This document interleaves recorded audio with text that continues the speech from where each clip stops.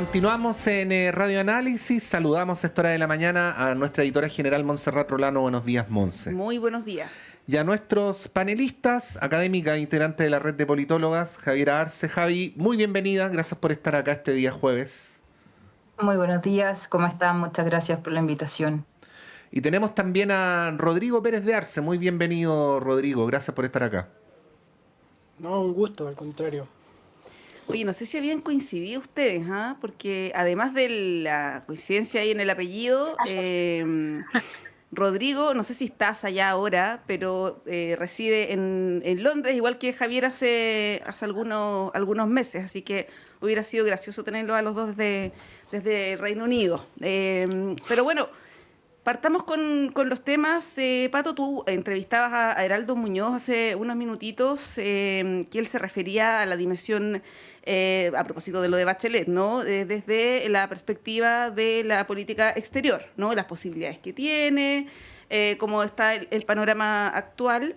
Pero yo los quería llevar a la política interna, que creo que da también para darle una repasada, un análisis, y las reacciones que ha habido, porque ha sido curioso para mí por lo menos, que el día martes, cuando el presidente anuncia esto, o incluso antes, hay reacciones, por ejemplo, de un José Antonio Kast, que habla de que sería un orgullo tener una representación en Naciones Unidas, hace una comparación con un partido de la selección.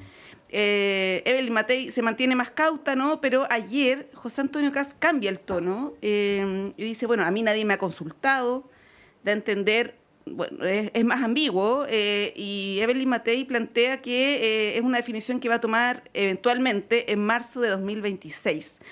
Yo no sé si es que una definición tan importante como esta aguanta hasta marzo. En caso que alguno de ellos salga electo, da la impresión que es algo que debieran pronunciarse antes, ¿no?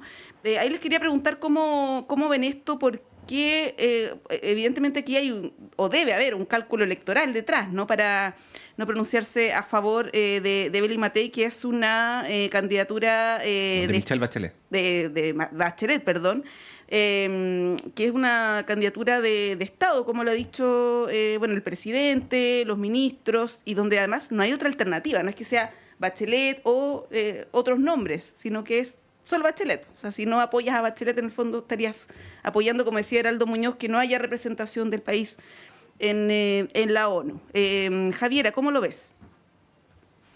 Yo no soy experta en estos temas, ¿ah? Yo cero internacionalista, yo me dedico a la política comparada, así que me pongo el parche antes de la herida antes de hablar alguna locura. Ahora, conversando con gente que se dedica a esto y que conoce de estos temas, me han dicho que una de las formas de hacer esto es precisamente conversar con las distintas fuerzas políticas, particularmente con la oposición, sobre todo con quienes tienen el mayor chance de ser candidatos. Yo no quiero decir nada, o sea, de ser presidente la próxima pasada. Yo no quiero decir nada en contra de la presidenta Bachelet, porque no tengo nada en contra que decir. Todos conocen mi afiliación y mi admiración hacia ella. Yo encuentro que ella cumple con todos los parámetros para llevar una representación internacional de esas características, y de todas las candidatas que suenan, que es Jacinda Ardern, creo, Alicia Bárcena, esta otra costarricense, bueno, ella, y este señor argentino, me parece que es la que tiene más opciones y conoce además el sistema por dentro, así como Alicia Bárcena también, que son las dos más fuertes. Pero esta empresa es una empresa no solamente, yo no diría tan costosa en términos económicos, pero sí requiere de mucha negociación política. Y por otro lado, hay que también tener las dimensiones. Yo creo que aquí a nosotros nos pasa algo, yo por eso me encanta mucho esto compararlo, porque yo hago estudios brasileños también y chilenos. Yo comparo harto con Brasil, soy bien, o sea, soy bien curiosa y bien interesada en esos temas. Pero cuando uno compara o se compara con Brasil, o cuando uno va a Brasil, es posible constatar lo insignificante que es Chile y lo pequeño que es. O sea, y eso también me da mucha risa, porque todo así como, ay, Chile es súper importante. No, amigo, no es importante. Entonces, por ejemplo, en Reino Unido nadie tiene idea quiénes somos. De hecho, en los carretes, todo así, ¿dónde está Chile? No tengo idea. No tienen idea. O sea, de hecho, por eso me da risa ese como chauvinismo que tienen en Chile, que juran que somos como el ombligo del mundo, y eso es mentira. Chile es muy poco relevante y en esa candidatura también yo me hubiese preocupado, por ejemplo, de tener una mejor relación o más cercana incluso con Lula. Si Lula se pone al frente de esta campaña y de esta empresa podría tener incluso mayor futuro, porque Lula sí pesa, y pesa harto. Entonces, ¿qué es lo que más hay que mirar en esto también? Es que alguien que viene de los derechos humanos como la presidenta Bachelet, y eso también para que lo tengan claro, ella hizo una labor tremenda en el Alto Comisionado de Naciones Unidas, y sobre todo para estos temas de informes contra Venezuela, contra China, y ella hizo muy bien y denunció las violaciones de los derechos humanos que tienen estos países, ¿ya? Eh, por lo tanto, China, no sé si será tan amigo o será como tan amigable con nosotros cuando China tiene o sea, es miembro permanente del Consejo de Seguridad de Naciones Unidas y son ellos, este cuerpo, el que propone las candidaturas. Entonces, claro, hay cuestiones adentro de Naciones Unidas, entiendo que tienen que ver también con política y que la presidenta Bachelet es muy famosa y que la quieren mucho, pero estas cuestiones hay que hacerlas bien y no hay que hacerlas mal. Y esto es mi raspacacho para el gobierno actual, que me parece que esto ya es como el símbolo de toda la improvisación, donde a mí me cuesta creer y me complica que expongan así a la presidenta sin haber tenido por lo menos un acuerdo interno. Porque si llega a salir José Antonio Caz o llega a salir Evelyn Matei el próximo año, y que es altamente probable que salga alguien de la derecha, eh, yo no sé si esta empresa la van a continuar. Si no tienes apoyo en tu país, es muy difícil que te apoyen afuera. Eso es lo que quiero Sería bien plantear. bochornoso. Sí. Déjenme ser como el odioso del carrete y empezar a llevar la contra, po. Pero digo como un ejercicio nomás, Javi, para... Mira, leí un análisis donde se decía que la candidatura de Bachelet ya estaba previamente hablada con Lula. Lo otro es que, y esto es pura especulación, pero no sabemos si a lo mejor esto ya se conversó previamente con China. No hay que descartar esto porque ustedes saben cómo es la real política, o sea, lo que pasó para atrás se corrige con algo que se puede prometer para adelante, ¿no? Además que este nombre viene hace harto Sí. tiempo, hace un par de años. Y lo otro que se menciona, pero lo pongo aquí encima de la mesa así de odioso, nomás para llevar la contra, ¿no? Que como todo anuncio se requiere un cierto sigilo y entonces el momento para aunar voluntades es ahora, ¿no? Y no antes del anuncio. Invocando que lo que tú dices, Javi, es completamente cierto. O sea, hay que generar ahí una unidad de propósito. Pero bueno, tiro estos tres elementos para que coincidan, los destruyan, lo que estimen. Pero por lo menos para que desarrollemos la conversación. Rodrigo. Sí, no, es interesante lo que dice Javi. Yo estoy de acuerdo, primero, en que la relevancia de Chile en el panorama internacional es súper marginal y de América Latina en general, salvo México y Brasil, que son actores como más pesados, más relevantes. Quizás lo anecdótico, a mí también me pasa igual que Javiera, que en un lugar y me dicen como, Chile, sí, qué caluroso debe ser. Como que piensan que está en México. África, como, o México, en fin. Entonces también como creo que es relevante poner paños fríos en el entusiasmo que pueda haber respecto de esto, porque a pesar de que la tradición indica que el cupo de esta pasada corresponde a América Latina o el Caribe, hay candidatas y un candidato relativamente fuertes en nuestro continente. De México, de Costa Rica y Argentina también está avanzando una postulación. O sea, eso es lo primero. Lo segundo es que, claro, por los factores que mencionaba Javiera, se ve cierto grado de improvisación. O al menos que esto fue una conversación que se dio principalmente entre el presidente y la expresidenta, más que, digamos, una política articulada para llevar adelante las negociaciones que correspondan, porque toma un poco, yo creo, por sorpresa a todo el mundo. Normalmente lo que pasa es que se anuncia una candidatura e inmediatamente vienen los endorsements, y en este caso solamente Petro, y de una manera más o menos informal, Gustavo Petro, el presidente de Colombia, de una manera más o menos informal, en el momento como de varios de una conversación en democracia siempre, dice como sí, ojalá tengamos a la presidenta bailando fuerte o pisando fuerte en este escenario, era algo de ese estilo, ¿no? Y claro, si uno quiere llevar adelante este tipo de esfuerzo en un país relativamente marginal como Chile, tiene que haber una coordinación más amplia como para hacerlo avanzar adentro y afuera. O sea, algo que se hizo a una escala mucho menor fue cuando José Miguel Insulza fue candidato a secretario general de la ONU. O sea, perdón, de la OEA, disculpen, de la OEA. Y ahí, incluso ahí, que es un pool mucho más pequeño, son poco más de 30 países los que votan, quedó empatado Insulza. 17-17 fue un momento, digamos, como bien, bien crítico. Entonces, uno, paños fríos.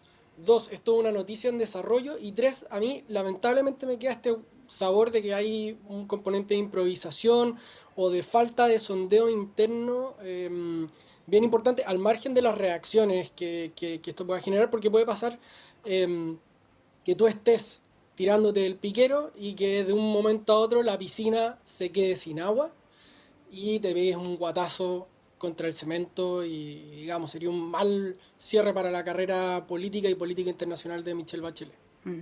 Sí, Me ahí, gustaría agregar Javier, tres sí. elementos, disculpa. Primero, yo lo veo súper difícil que Lula se ponga al frente porque la situación interna de Brasil está muy tensionada, un sistema político que está altamente polarizado, con una resolución que acaba de pasar, que si quieren otro día la conversamos, que tiene que ver con el intento de golpe de Jair Bolsonaro el 2022, 2023. De hecho, hay un podcast que grabé con Daniel Matamala hace un par de semanas, si quieren ir a verlo, es Cómo salvar la democracia, donde explicamos cómo todos los pasos que ocurrieron y qué es lo que pasó. Y el sistema adentro está tan tensionado, hay tanta polarización interna. De hecho, después de esta resolución de la Corte Suprema, el Congreso mismo intentó hacer una ley de amnistía para perdonar a los golpistas. Entonces, y esto generó el fin de semana pasado, el domingo, una manifestación de millones de brasileños en casi todas las ciudades del país. Entonces, yo no sé si Lula tiene cabeza para esto. Además, viene su reelección. Y Lula, vea, ya sabemos que es bastante viejito. Lo segundo, tomando el tema de lo que decía Rodrigo, que me parece súper atingente, que tiene que ver con lo que pasó con Insulza el 2008. Y ahí el que se puso al frente para que ganara Insulza fue Chávez. Y Chávez fue a todo el Caribe, y esto me lo contó, tuve la oportunidad alguna vez de compartir con el ministro de Finanzas de Venezuela, pero en un encuentro, yo nunca he ido a Venezuela, pero fue un encuentro, me acuerdo, en China, y él me cuenta que en 2 días se van por el Caribe para tratar de negociar los votos para que Insulza saliera. Entonces acá uno necesita ciertos niveles de apoyo más fuertes, más allá de decir en una reunión informal, hoy sí te apoyo, bailemos, no sé qué. No, estas cosas son complejas, y además mi tercer elemento, y eso también quiero que lo tengamos súper en claro, cuál es el rol de la ONU hoy en día y del multilateralismo. Me van a disculpar, pero todos los días estamos viendo una masacre y un genocidio en Gaza, y vemos que los organismos multilaterales, sea Unión Europea, Naciones Unidas, pueden hacer bastante poco. La pobre Francesca Albanese anda como loca repitiendo por todos lados. Es la única funcionaria de Naciones Unidas que yo he visto que ha dejado prácticamente el pellejo, porque ya Israel la ha amenazado un montón. Si quieren la pueden seguir en sus redes, ella siempre está haciendo actualizaciones y todo. Entonces, ¿y qué pasa con China y Estados Unidos, que no han pagado tampoco sus cuotas en Naciones Unidas? No les La crisis interesa estar económica, ahí. la ONU. Entonces, hay un problema ahí. ¿A qué vamos a ir también? O sea, por eso yo digo, y también suscribo lo que dice Rodrigo, o sea, el tema de la improvisación, el tema de, sí, es una representación súper importante, pero la vamos a tirar a una institución que se está muriendo, que no sabemos cuál va a ser el rol de esta institución en el futuro, no tenemos idea tampoco. Yo no quiero decir que somos antiglobalistas y que, no, a mí me parece que la globalización es un punto en que llegamos, pero en las tensiones en que están las nuevas derechas, las autocracias, etcétera, y que son autocracias poderosísimas, que importan muchísimo en el sistema internacional también, hay que ver qué es lo que va a pasar. Entonces yo creo que la improvisación está muy mal. Eso no se debe hacer, sobre todo en política exterior, donde además estamos viendo dos bloques que se están apareciendo, por ahí los BRICS, por ahí Estados Unidos. Entonces también hay que ver cuál va a ser nuestro rol en esto. Entonces yo siento que es como tan improvisado, y siento que no se hizo de la forma tan seria como en algún momento lo hicimos con Insulza.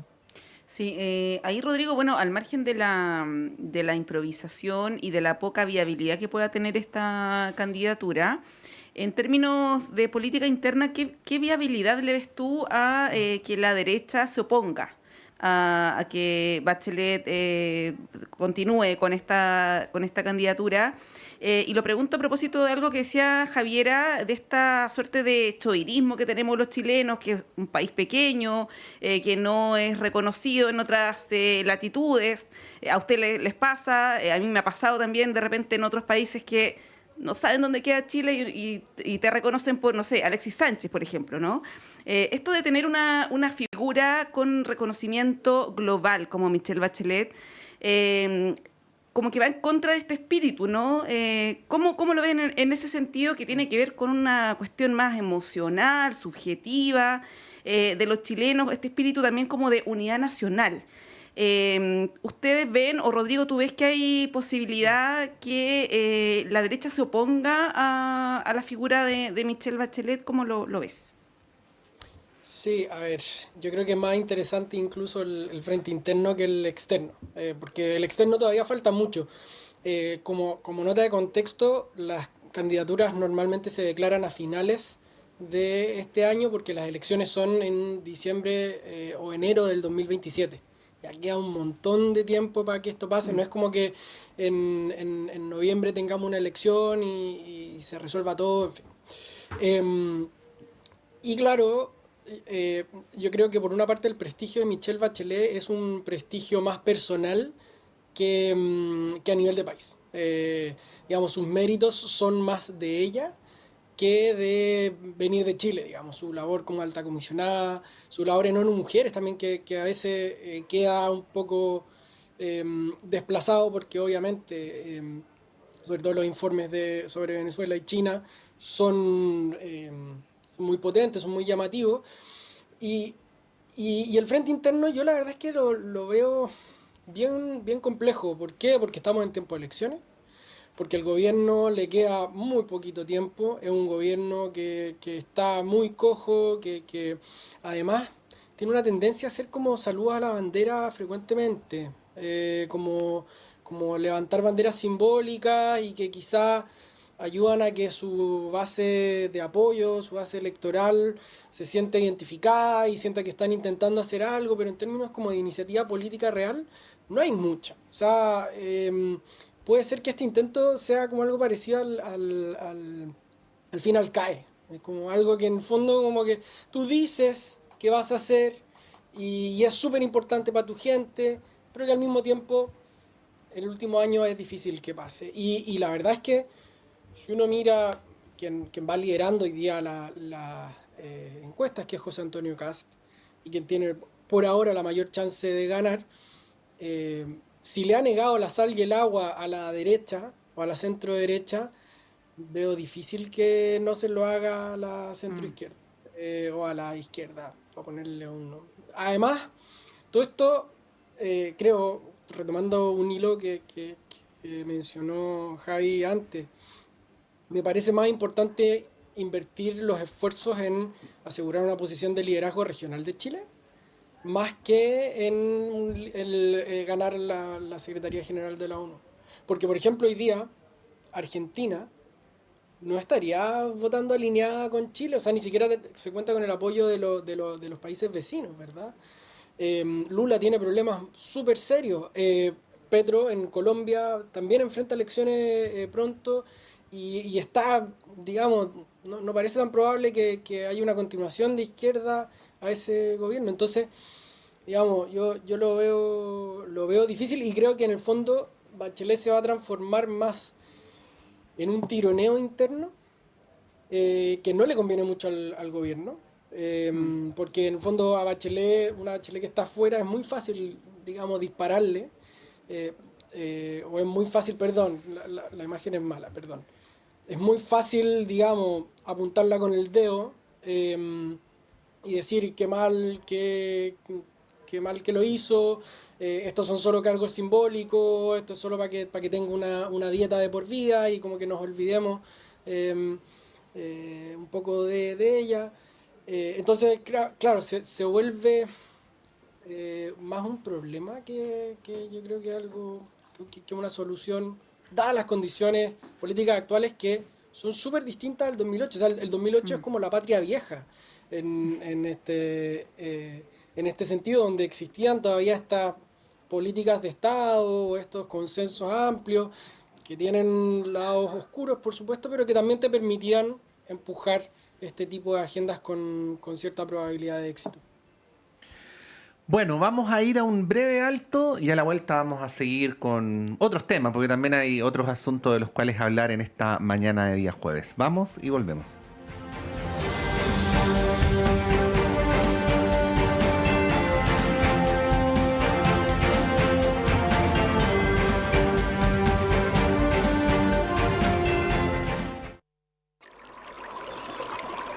Aguas Trayén o Cascada en Mapudungún es la mejor agua purificada con tecnología de última generación. Para más información, visite su página web www.aguastrayen.com.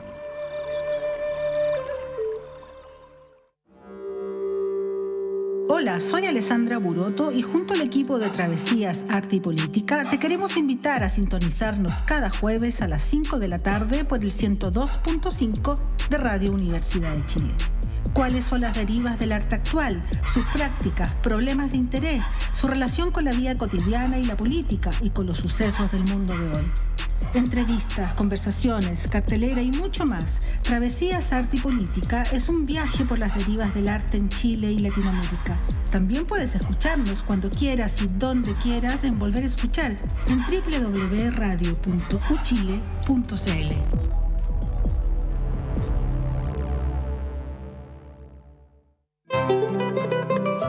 Radio Universidad de Chile los invita a escuchar todos los viernes a las 17 horas Construyendo Comunidad Universitaria, un programa realizado por la Asociación Nacional de Académicos y Académicas de la Universidad de Chile, ACAUCH.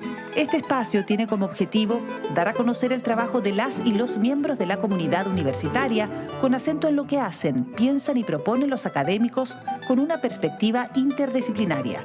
Está dirigido a la comunidad universitaria y a la sociedad en su conjunto. Todos los viernes de 17 a 18 horas, Construyendo Comunidad Universitaria. Conducen dirigentes y dirigentas de ACAUCH en el 102.5 FM y radio.uchile.cl. Los temas que importan en educación ya están en el aire. Soy la periodista Diana Porras y les quiero hacer una invitación a escuchar el programa Educación en el Aire, un programa del Senado Universitario donde abordamos calidad, investigación, financiamiento, participación y docencia. Estos son los pilares que transforman nuestra educación y queremos que tú seas parte de esta conversación. Todos los martes a las 18 horas en el 102.5 FM y radio.uchile.cl. Saludos a todos nuestros auditores y auditoras de Radio Universidad de Chile. Les habla Jan Flores Quintana, cientista político, y les invito a escuchar todos los miércoles a las 22:30 horas el programa Memorias de Futuro. No se pierda el programa radial de historia más escuchado de Chile, solo en el 102.5 FM Radio Universidad de Chile, la radio que piensa.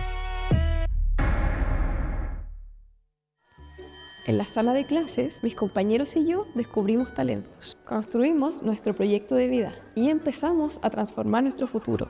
Gracias a todos quienes nos entregaron educación de calidad. Hoy soy ingeniera en telecomunicaciones y especialista en inteligencia y ciberseguridad. Gracias a mi colegio cumplí mi sueño.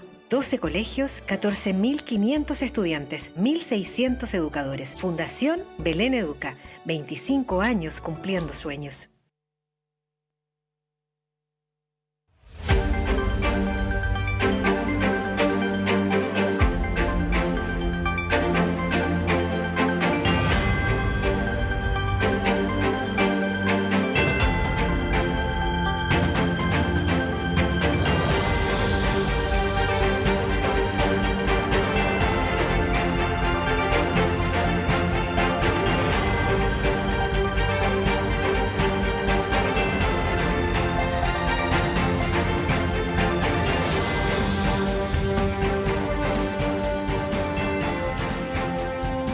Ya, son las 9:05.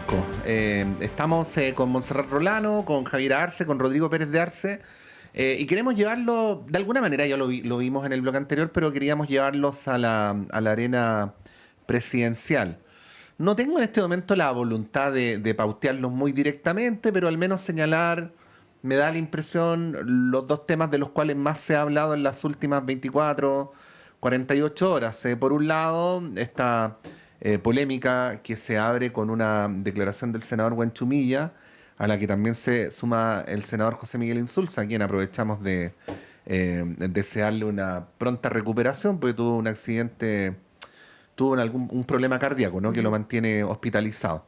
Respecto a que habría un atraso en el programa de Jara, y la justificación de ambos para referirse al atraso, en especial de Huanchumilla, es que el programa ordena y vertebra, ¿no? Y que de alguna manera hay una dificultad para poder aunar voluntades en las bases en torno a la candidatura, si es que no hay un documento que diga qué es lo que se va a hacer. Y por el otro lado, en un foro que hubo el día de ayer, donde los expertos de Chile Vamos volvieron a darle muy fuertemente a esta propuesta de José Antonio Kast de reducir en $6.000 millones el gasto público en 18 meses. El resumen del resumen de esto es que Kast insiste en que lo puede hacer y que si no lo hace renuncia, pero no dice cómo. Mientras desde la candidatura de Matei se dice que esto es imposible, y lo menciona simplemente como anécdota. Además, Johannes Kaiser dice que él, de ganar la elección, va a reducir en más de $6.000 millones en 18 meses. Pero bueno. Sí, eso es una anécdota, efectivamente. Es una anécdota absoluta, ¿no? Pero bueno, el tema de Kast sí me parece un tema relevante. Bueno, ¿cómo lo ven, Javiera? Bueno, hoy la política interna está tan densa que me agota. Me agota, de verdad, pero además esto como si lo mezclamos con lo que estamos viendo en el mundo. No sé si viste las declaraciones xenófobas de Nigel Farage, que es como el Kast británico, que dijo que ahora, como, ¿se acuerdan? No sé, una cosa que dijo Trump el año pasado en la elección, dijo que los migrantes están comiéndose los perros y los gatos en todas nuestras mascotas. Bueno, esa misma dialéctica está teniendo él, y que ahora los migrantes están comiendo los cisnes de los parques reales, ¿no? Una cosa así, pero ya brutal, y también diciendo cosas tan terribles como voy a echar a todos los migrantes legales. Es decir, van a echar a los médicos, a las enfermeras, a los que cuidan a los niños, o sea, van a echar a todos, a los choferes de bus. No, una cosa bien espeluznante, este tipo de discursos tan grandilocuentes que tienen estas nuevas derechas. Y ahí está lo complejo, porque el punto es cómo van a disminuir este gasto, que es un montón de plata. O sea, estamos hablando casi como el Ministerio de Salud y Educación juntos. O sea, estamos hablando de ese nivel de plata. O sea, esos son $6.000 millones. O sea, es mucha plata. Y en el comando de la candidata Matei han dicho varios economistas, entre ellos Briones, han dicho que no se puede, y que esto es como casi la misma dialéctica, y acá esto me da un poco como, es como medio tragicómico, pero es como un poco ya, bueno, ¿a costa de qué vamos a hacer este recorte? Vamos a hacerlo a costa de los servicios sociales, del bienestar social de las personas. Y por otro lado, y esto tampoco se ha dicho mucho, pero en Chile, a diferencia de Argentina, que pudieron pasar una motosierra bien rápida y todo, en Chile la mayoría de los programas sociales están por ley de presupuesto y hay decretos asociados. Entonces no es llegar y decir, mira, magia, con mi varita mágica voy a sacar esta plata. ¿A costa de qué se va a hacer esto y con qué mayoría parlamentaria lo van a hacer? Eso me genera mucha preocupación. Y por el otro lado, el tema programático, yo creo que acá se tienen que ir con harto cuidado también. Yo creo que han sido bien cuidadosos a propósito de las declaraciones de algunos personeros del Partido Comunista, estando en contra incluso de algunas posiciones que ha ido tomando la candidata Jara, que no ha sido fácil para ella. O sea, primero fue súper atacada en el debate porque es la única candidata del gobierno, y segundo, creo yo que aunar los criterios políticos y programáticos de tanta diversidad que tiene esa coalición también está cada vez más complejo, y eso también le pasa a Matei, y eso también le podría pasar a Kaiser, a Kast, en el sentido de que también cómo va tratando de parecer medianamente serio. Yo creo que una de las grandes falencias de Kast fue la entrevista que le hicieron a Jorge Quiroga, que es su encargado económico, Quirós. Perdón, Sí, ¿cómo se- Quirós. Quirós, perdón, Quirós. Y que claro, también dijo que en 18 meses iba a hacerlo y que no sé, y échenme. Y son cosas tan populistas también, tan como irresponsables. Entonces, ahí la duda es, y un poco medio en serio, medio en broma, lo que dice eh, el candidato Artés no deja de tener un poco de sentido, más allá de que claro, podamos como caricaturizarlo. El candidato Artés además tiene unas cosas bien excéntricas, pero sí esto puede traer problemas de malestar social y ya venimos de un malestar social de un 18 de octubre del 2019 que explotó Chile, eh, que tampoco esto fue resuelto por la política. Entonces nadie descarta que esto pueda volver a pasar al momento de empezar con reducciones sociales tan fuertes. Entonces, ¿por qué? Porque lamentablemente, y así lo ha hecho Milei, la única forma de reducir la plata, como el camino para él, ha sido netamente introduciéndose en el bienestar social de las personas, en las subvenciones, en la plata de los jubilados, en la plata de las personas con discapacidad, en los enfermos, cerrando hospitales o intentando cerrar hospitales, y eso ha traído como consecuencia movilización social también. Claro, ahora se va a calmar un poco porque tienen elecciones, entonces Trump le pasó plata, pero no sé si eso nos conviene a nosotros como chilenos también, sobre todo después de haber vivido el estallido social y que la clase política hasta el día de hoy no ha hecho ninguna reflexión de lo que pasó ahí. Sí. Rodrigo. Sí, bueno, hay los dos temas, cada uno es muy interesante por sí solo. Parto por lo que estábamos hablando recién. Es bien llamativo lo débil que se ha visto José Antonio Kast después de que tomó el liderato en las encuestas. A mí me llama mucho la atención porque hay una especie de punto de quiebre. Él va creciendo, creciendo, creciendo, se le ve muy cómodo, con control de la agenda, hacía estas vocerías los martes y presentaba sus distintos planes, y poco generaba un momento en que solo se hablaba de la agenda que él proponía, ¿verdad?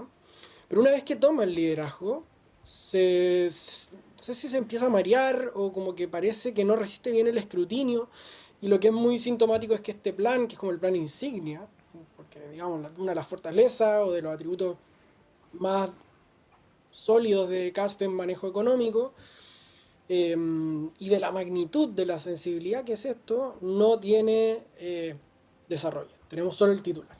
Y las explicaciones que han habido son muy pobres. Porque hay una línea de explicaciones, decir como, no, y esto lo dijeron tal cual. Nosotros no vamos a decir nada del detalle porque el gobierno va a amarrar el gasto para el próximo año. Cuidado, o sea, como, no sé, por la magnitud creo que habría que ser un poco más generoso. La otra línea es la más clásica de los operadores políticos, pero la verdad es que no creo que Chile se esté gastando 6.000 millones de dólares en operadores políticos, digamos. Obviamente podemos tener un problema ahí, obviamente hay muchos programas sociales que debieran evaluarse y en el caso de que estén mal evaluados, cerrarse o redirigirse, en fin, hay que estar abierto a eso. Sin embargo, a mí me parece que digamos, la línea gruesa no sirve mucho, y particularmente en este tema tan sensible, porque claro, si esto sucediera en la izquierda habría como un margen más amplio, ¿no? Pero aquí está dentro de tus temas como centrales, ¿cierto? Y por lo mismo, después de un mes y medio, todavía no tenemos explicaciones muy claras de cómo se va a hacer esto. El problema estalló hace ya rato, vino el debate, en fin, y se sigue preguntando y todavía no tenemos. Ahí, Rodrigo, hay una pregunta breve. Si me la hiciera a mí mismo, mi respuesta sería muy obvia, pero te la hago a ti. ¿Es aceptable que un candidato presidencial diga, yo les voy a decir lo que voy a hacer, pero cómo lo voy a hacer, se los voy a decir después de que gane? Es complicado, es súper complicado. Yo creo que, claro, los programas siempre son intencionadamente un poco vagos, porque si no, de hecho le pasó al propio José Antonio Kast, si tú detallas demasiado, quedas casado con un programa que después se transforma en un lastre. Pero sí, al menos que tengamos una idea de por dónde van a ir los recortes, ¿verdad? Como, ya, mira, sabes que vamos a reducir personal, por ejemplo, vamos a reevaluar tales y tales tipos de programas. La DIPRES, de hecho, ha evaluado y esta evaluación se ha hecho en los años anteriores y hay varios programas que se pueden reformular o derechamente recortar y en el fondo se puede hacer, una parte de esa pega ya está hecha. Entonces, claro, en política el cómo es tan importante como el qué. Y si tú quieres hacer recortes, necesitas una legitimidad, unas espaldas que yo creo que en las condiciones actuales ningún candidato ni candidata tiene, ¿ya? Porque necesitas que la gente te aguante mucho tiempo de vacas flacas o de ajuste. Y a Milei le duró lo que le duró. Entonces, eso por un lado. Y creo que es un tirón de orejas para José Antonio Kast y su comando el hecho de que todavía no logren explicar de dónde sale esa plata. Yo creo que como ya al principio pueden haberte pillado, tenías solo el titular, pero ya después de un mes y medio, 2 meses, es complejo. Respecto a lo de Janet Jara, también creo que revela como problemas más estructurales que se han visto en el gobierno del presidente Boric también. Incluso se esbozaron tímidamente en el segundo gobierno de la presidenta Bachelet, que es como tú sientas en una mesa bajo un mismo programa a partidos y actores que piensan distinto y en algunos casos diametralmente distintos, ¿verdad? O sea, el Partido Comunista y la ADC y todo lo que hay entre medio tienen horizontes distintos. No solamente son diferencias de porcentaje, de orientación, sino que hay horizontes distintos. Y eso yo creo que es un elemento a considerar en un eventual gobierno, ¿verdad? En este gobierno, la fricción entre las dos coaliciones que tiene el presidente, la coalición que se armó principalmente para hacer frente a José Antonio Kast, ha estado a la orden del día. Y esto se está replicando, además yo creo con muy mal tino de parte de los presidentes y los voceros de los distintos partidos. O sea, que alguien del peso de Francisco Huenchumilla, o que alguien con el peso de Lautaro Carmona, con la experiencia que tienen, porque no son dos cabros recién salidos de la universidad, son guaylones grandes, con el debido respeto, se empiecen a contradecir en público, es muy llamativo, ¿verdad? Y a mí me cuesta creer que de aquí a diciembre se resuelvan esos problemas. Lo veo muy difícil y creo que ahí, además, la candidata en particular no ha sabido ordenar a su gente. De hecho, no sé si se acuerdan, fue hace algo así como un mes que hubo declaraciones cruzadas también y su respuesta es que ella no era la mamá de los que estaban peleados, ¿no? Y eso a mí me llama la atención como líder de coalición, porque la candidata presidencial es la líder de la coalición de facto, y la verdad es que yo la veo más bien débil, la veo muy entrampada en su 30%, y si uno mira, digamos, desde que fue elegida como candidata del oficialismo hasta ahora, su base de apoyo no ha crecido mucho, no ha crecido, digamos, al nivel que ella necesita crecer para convertirse en una alternativa real frente a José Antonio Kast o Evelyn Matei, y todo indica que, independiente de quién pase a la segunda vuelta con Janet Jara, yo creo que es prácticamente imposible que Janet Jara no pase a segunda vuelta, pero independiente de quién pase, debiera perder, en términos de la información que tenemos hoy día. Incluso Johannes Kaiser, que es el candidato más extremo, más impugnador, hoy día está o empatando o ganándole a nivel de números. Y eso, digamos, yo creo que es una campanada de alerta para la campaña de Janet Jara, y creo que esta demora en el programa, que era como la pregunta original, esta demora en el programa es reflejo de un problema más de fondo, no es simplemente que estemos en desacuerdo si, oye, vamos a avanzar en el CAE, o vamos a avanzar en la AFP, o vamos a avanzar en educación.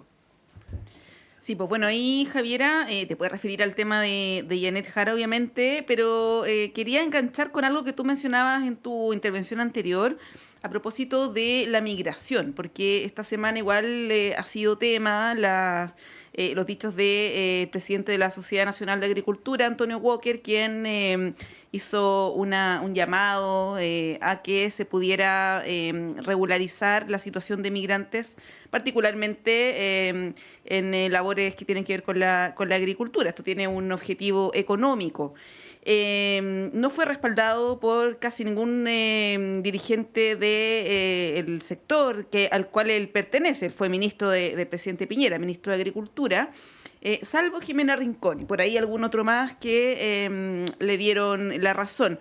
Los candidatos presidenciales dijeron no compartir y el mismo Antonio Walker ayer se echa un poco para atrás, dice en realidad habría que, no dice regularizar, cambia el término, es formalizar a los migrantes. Pero bueno, el tema de la regularización migratoria es bien interesante, a propósito también de lo que ha pasado en Europa, el ejemplo que saca José Antonio Kast de Giorgia Meloni a menudo, es bien llamativo porque ella ha sido bien pragmática respecto de su política migratoria.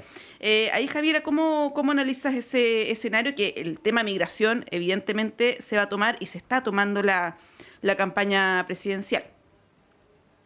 Es súper interesante las formas como se ven y lo que más me molesta en este debate en particular tiene que ver con la falta de interpelación de parte de la prensa.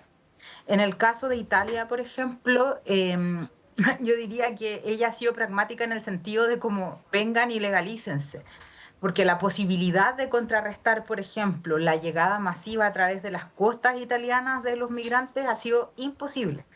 Eso no lo han podido contrarrestar. De hecho, uno llega, por ejemplo, a Nápoles y es como estar casi en Nueva Delhi. Y lo digo de verdad, y no estoy exagerando. O sea, uno llega así como ¡pua! Y es un puerto y todo, y de hecho ahí es donde la mayor base de apoyo la tiene Meloni, porque están cansados de la migración. Ahora, el punto es el siguiente. ¿Cuál es la labor que están haciendo los migrantes y cuán importante es para la economía? Y eso yo creo que es una discusión que hay que tenerla demasiado seriamente. En el caso de Europa, por ejemplo, estos países, sobre todo los trabajos manuales, los trabajos que tienen que ver con el sector de cocinar, atender, limpiar, todo eso está en manos de migrantes. Y yo diría que incluso en Inglaterra es como hasta ir al médico. Yo la última vez que me tocó ir al médico, el médico que me atendió era un japonés. O sea, ni siquiera es un británico, la persona que te toma las muestras de sangre era un filipino, y así sucesivamente, son puros migrantes. Entonces, o sea, y en el caso del agro, yo ayer escuchaba las declaraciones de una señora de estas, que son como de estas que trabajan en temporada, y decía, el 80% son extranjeros.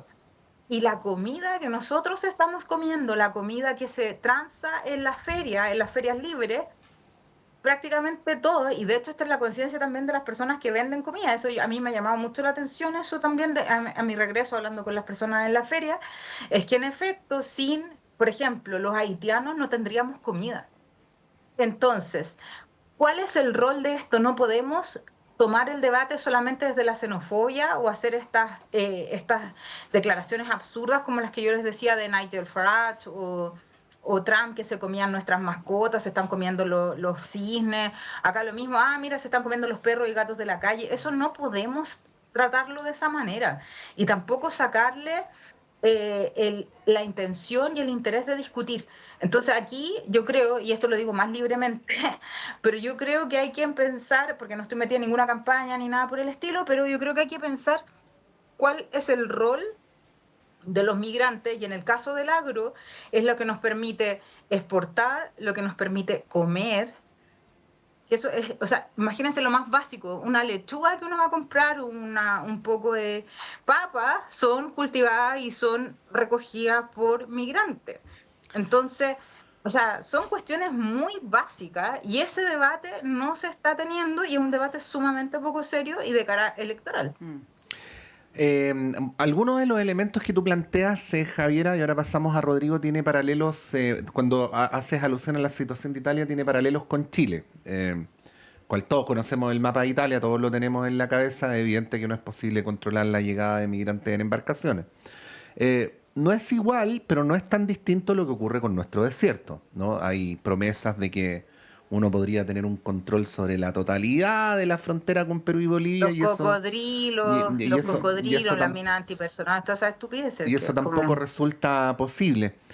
Fíjense que en el caso de Giorgia Meloni, para incorporarle un poquito de datos duros a la conversación, hasta julio del año pasado, ella había autorizado 450.000 regularizaciones de extranjeros y comprometió otras 500.000 de aquí al año 2028, con lo cual se va a llegar en los 5 años de gobierno a 950.000, bueno, redondeando 1.000.000 de regularizaciones. Argumentando, y la cito textual, que necesita cumplir con las demandas del mercado laboral italiano, especialmente en el sector agrícola, el turismo y el trabajo doméstico. No es tan distinto a lo que pasa acá. Finalizo con algo porque a veces para las argumentaciones uno tiene buena suerte. Viene un artículo hoy día en el Mercurio donde dice que a día de hoy 1 de cada 5 habitantes del país ya tiene 60 años o más y que para el año 2050 la proporción va a ser de 1 de cada 3. O sea, esa es la situación real que hay que enfrentar más que las percepciones subjetivas, que por cierto son también respetables. Rodrigo. Sí, a mí me parece que este es un caso muy claro de los debates complejos que se dan con demasiada simplicidad. Y que pensamos que, digamos, el problema es abrir o cerrar una llave, prender o apagar un switch, y la verdad es que es mucho más complicado. Es un problema más complicado en la parte territorial, es decir, cómo resguardas tu frontera de manera tal de disminuir o controlar o desincentivar que las personas ingresen irregularmente, que me parece que es una discusión súper importante y súper, digamos, necesaria de dar, más allá de que hoy día sea una competencia de quién pone la bomba más grande o la muralla más alta o lo que sea, ¿no? Hay que tener una discusión respecto de cómo Chile asegura que su frontera no sea simplemente un colador, ¿verdad? Eso por una parte. Y eso creo que es urgente hacerlo y se ha perdido muchísimo tiempo. La segunda parte es el problema económico que aparece con esto. Porque es cierto, hay un montón de ocupaciones, y esto pasa en todo el mundo, un montón de ocupaciones que la fuerza laboral local no hace. En el caso de Chile, la labor agrícola es muy claro, el tema de los Uber, claro. A todos nos encanta tener un Uber cuando queremos, ¿verdad? Y pinchamos en el teléfono, pero ¿quién está manejando ese auto? Normalmente, con gran probabilidad, sea un extranjero, ¿ya? Entonces, o pedir comida por Rappi o por alguna de las aplicaciones, en fondo mueve la economía. Entonces, en algún sentido hay una parte de la discusión que es un poco ciega o en algunos casos incluso medio hipócrita, digamos como porque se omite esa parte del problema, que es un problema complejo. Entonces, ¿qué es lo que yo creo que sí tenemos que avanzar decididamente y con urgencia? Primero, que las personas que están irregulares o derechamente ilegales no estén ingresando.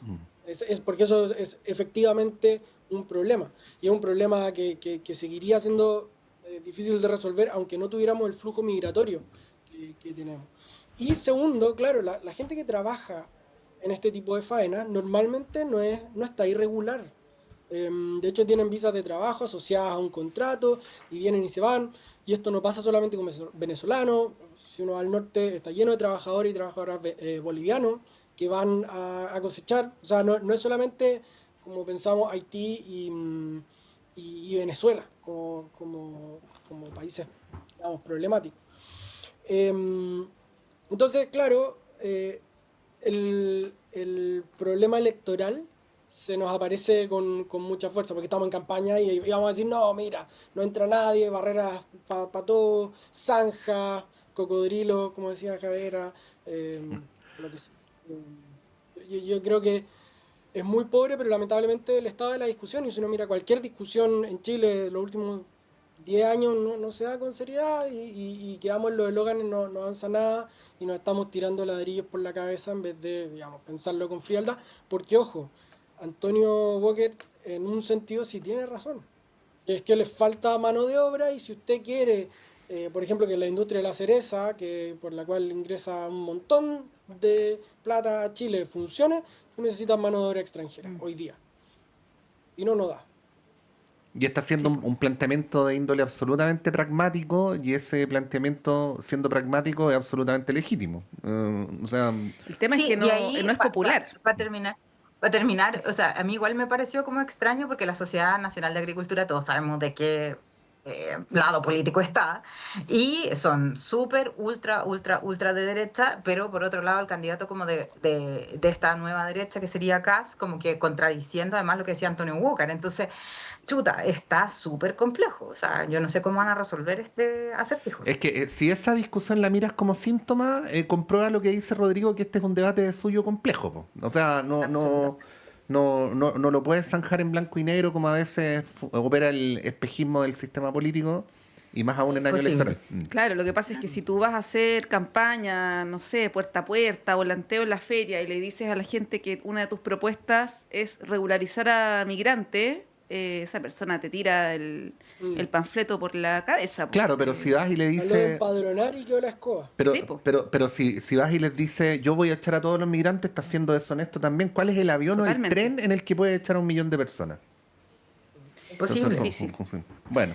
Bueno, es un... Bueno, y lo último, también está el argumento de que si cae Maduro, si se va Maduro, la gente va a volver. Tampoco va a volver. O sea, una proporción va a volver, pero en todos los momentos históricos del mundo, en todos los países, los seres humanos echan raíces en los lugares. Entonces, hay ahí una pretensión que no se va a cumplir.